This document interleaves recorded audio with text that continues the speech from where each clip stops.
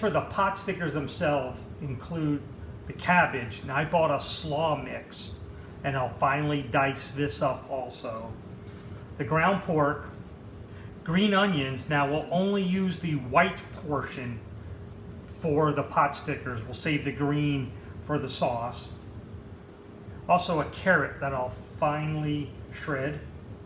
Some minced ginger and minced garlic. Normally I use fresh, but for this recipe, since it's going to get mixed up so well with so many ingredients, you can use these quick made versions. Also some soy sauce, sesame oil, and a little bit of ground black pepper.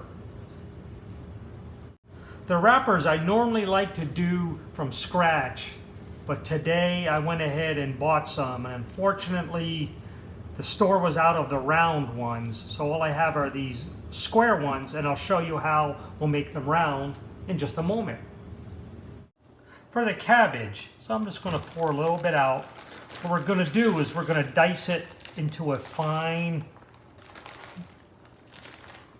bit of cabbage. Okay. Now some of it has some of these really giant large pieces that we're not going to really chop up too well. Just throw those out. Okay, we'll chop this up till we get it to very fine consistency, and we want about 1.5 cups, maybe 2 cups of the fine mesh, and we'll put it into a colander, and that's when we'll add our salt so that it helps wick out the moisture. Okay, we're going to shred our carrot. We take it and we use it's one of the smaller holes within the shredder here.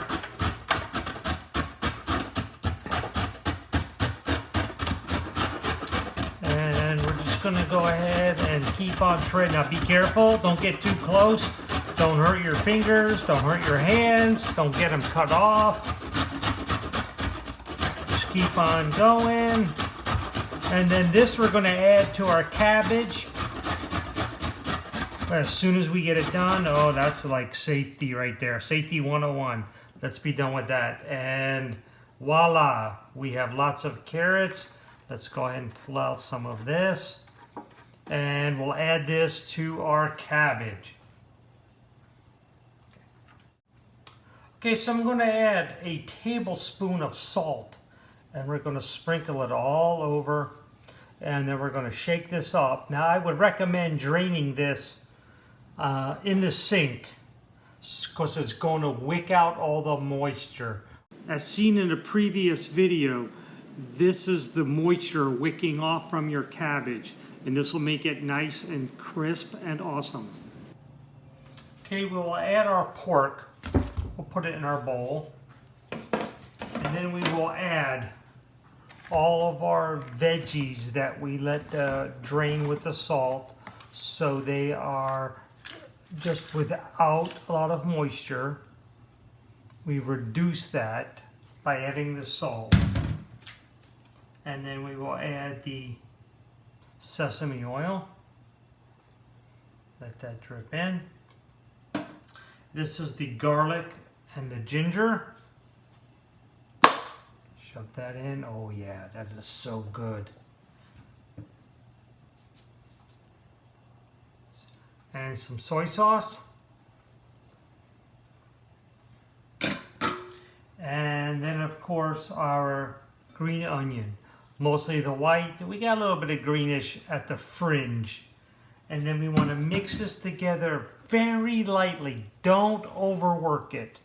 And then we will add a plastic wrap over the top after we mix it together, and we'll put it in the fridge for at least an hour, and that will let all the flavors and the goodness meld together. So just go ahead and mix it with your hands. See, I have gloves on for safety because it is raw meat, and you can see it's mixing together, but just keep on working it until it's all integrated into one happy loaf. We'll just keep on working it. Okay, here's our package. I got wonton wraps because they didn't have any pot sticker wraps at the store this week. So let's go ahead and pull one out. And as you see, it is square, and we do need round ones for the pot sticker. So I do have a nice little cutter. It's about a 3-inch, and you center it on there and cut through, and we'll dispose of that. And there we have our wrap. And what I like to do is put them on a plate of some dampened paper towels while I'm working. That way they stay moist and don't dry out. And we're going to go ahead and do about 30 of these. So we'll be back in a moment. Okay, let's go ahead and take some of these wraps out. Let's go with 3 to start with. There we go. Nope, that's one. Okay. And then we'll go ahead and scoop. Now I have a disher here. Nice scoop. You know, there's a great story about these. People don't realize that they're actually calibrated and set by size. Hey, let's go look at that. So the dishers are designed to be numbered based on how many scoops it takes to fill a 1 quart full of liquid. So as an example, this one has the red bottom, and that's how they're measured, by what color. There happened to be just a matching handle because it looks good. But this is a number 24, so it would take 24 scoops to go ahead and fill a 1 quart container. And this one is a number 16, and you can tell it's larger, so it has less scoops to fill the quart. And that one's blue color, and of course the matching handle, which always is nice. Now today we're going to be using this number 50 scoop. Now it's a little more modern spring-loaded design, so it doesn't have the calibrated color, but they actually have a whole chart that lists them. You could Google that and look that up. Now we know about the different sizes for these. Let's go ahead and get a little bit out and put it in the center.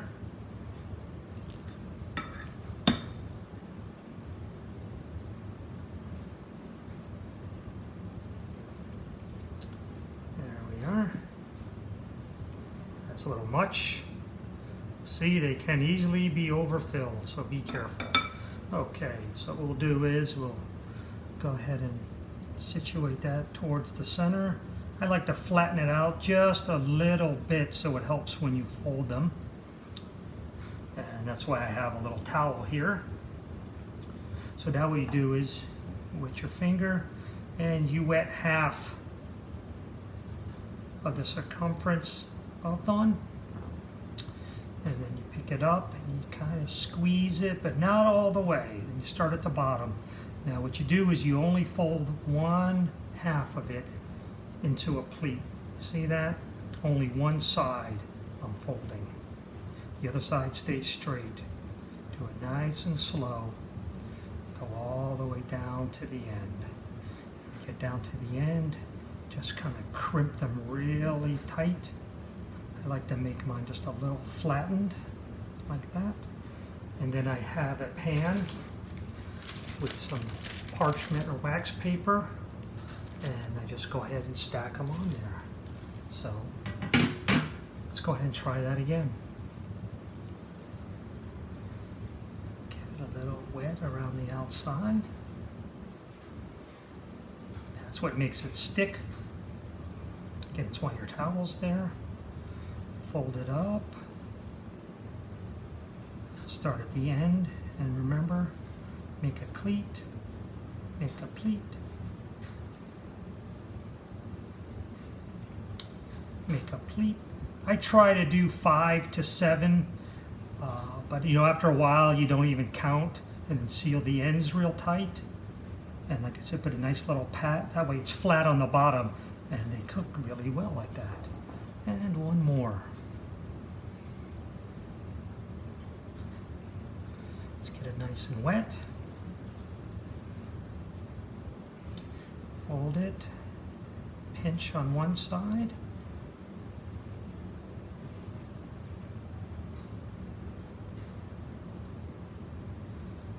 There we are, and seal.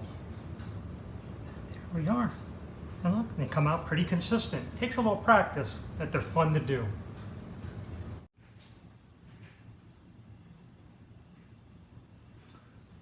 Okay, I've assembled the pot stickers. They're here on a nice tray with wax paper or parchment paper. And now I'm going to go ahead and put them in the freezer. But one quick note, I want everybody to know that in between assembling these, I did wash my hands. This was raw meat and I did touch it, but I did wash my hands between each set of assembly that I did. So I don't want anybody to think that I was actually cross-contaminating as I went. I know I didn't show it, but I definitely want to announce it to everybody. Okay, these pot stickers have been in the freezer for about an hour, hour and a half. You want to make sure they're nice and solid. You can see they are. They're not very pliable. And now's when we want to put them in a Ziploc bag and store them in the freezer until you're ready to use them. And a little bit later, we'll go ahead and cook a few of them and enjoy them. So I'll go ahead and put these away. Okay, the pot stickers have been in the freezer for a little over an hour. So we're going to go ahead and start cooking them. I have the pan heating up. Let's add just a little bit of oil to it. Give that a moment to heat up, and then we'll add our pot stickers. Okay, I'm going to add the pot stickers, and I like to swirl them just slightly, make sure they make good contact with the oil. They're making a nice splattering sound, which is perfect. That'll make sure they're nice and crispy on the bottoms. And make sure they have a little bit of room.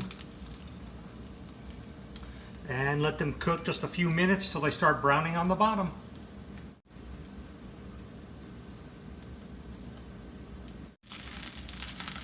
Okay, they've been cooking about 4 minutes. You can see they're nice and dark. What I like to do, which is not the conventional cooking style, is I like to turn them on their side. To me, that nice, crunchy, golden brown is the best addition to the flavor profile. So what I like to do is just turn them on one of their sides, that flat side in the back. Just kind of turn them over there, press them down just a little bit. And that way we get two sides, the bottom and one of these sides, nice and crunchy. So you let that go for just a few more minutes so that gets golden brown and delicious. Okay, we've gone a couple of minutes and you can see they're nice and brown on that side. I like to flip them back upright.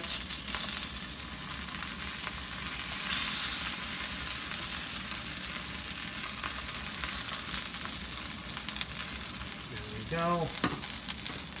Now I'm adding in 3 tablespoons of water. Put that in slowly. It'll spit, hiss, gargle, and fight you. Just be careful. And then I like to lid that up and let that cook about a minute or two. So basically the water just about completely evaporates.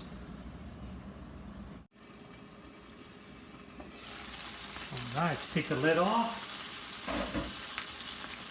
You can see the water's just about completely evaporated. It's just a little left. I'll let that cook just a few more seconds and then we'll plate this up. Alright, let's plate these up. These are looking good.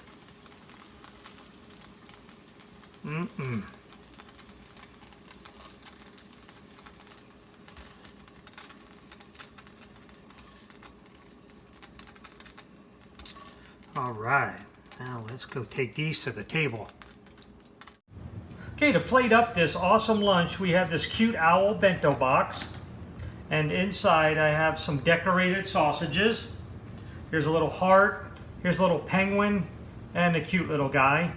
And in the container is the dipping sauce for the pot stickers, which of course the recipe is included in the description below. So let's go ahead put our pot stickers.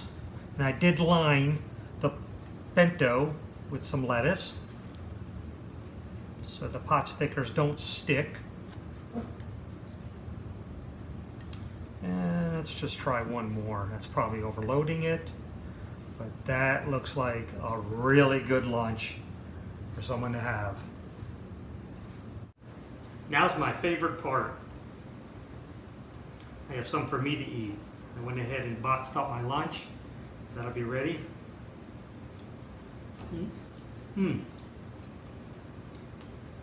Oh, those are good. With the vinegar, the dipping sauce has a little tang to it. The pot stickers with that extra bit of browning. There's a little crunch, but they're tender and soft and very moist. Oh, these are good. These are really good.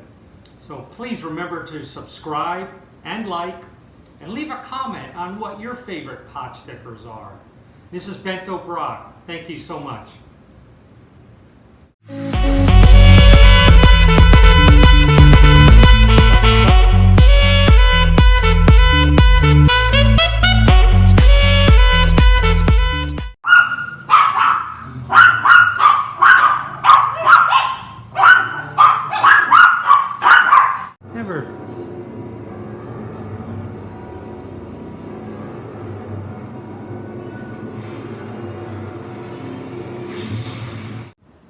Okay, the ingredients for the pot stickers themselves include no, I don't need that.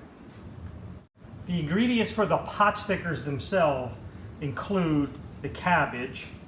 I got slaw here, a slaw mix, so I can cut down on some of the chopping, but I also finally chopped this.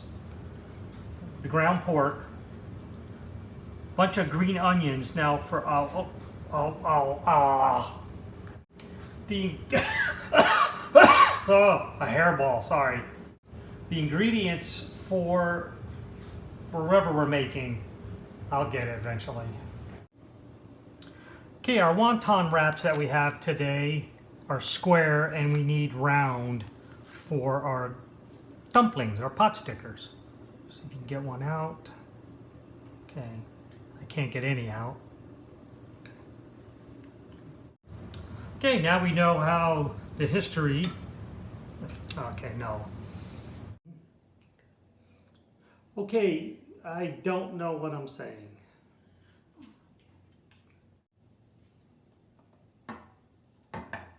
And this is a 16, so it's a little larger, so therefore less scoops. Now for today's, we're going to be using, okay, just cut that. Black sesame seeds on top. And in this container here, I have the dipping sauce for the pot stickers, which of course the recipe, and the dogs are barking now.